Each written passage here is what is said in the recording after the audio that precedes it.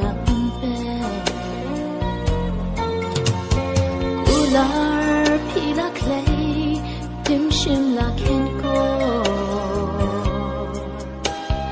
Tonur black mong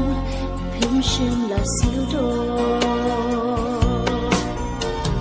Ba in ngam la clay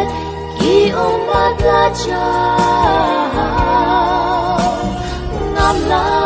ruban pet Ching it la te brow Kung nu Ngam te la kam Ya por la heste La ching mong ka da So piang kim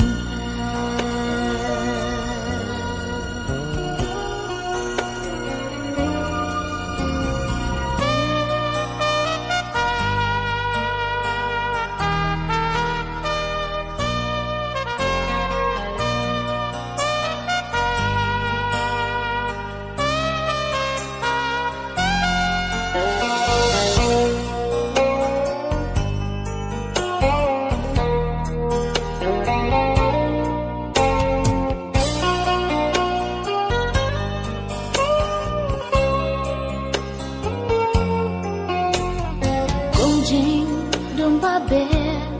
yasni ba perna Jing e jong piru ka phet no shajma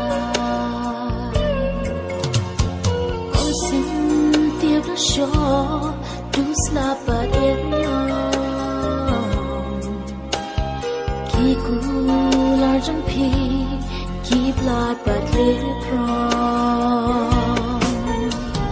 Kular na yai pat ya ching it na ai Shanu kenyan wat kaja kom karnga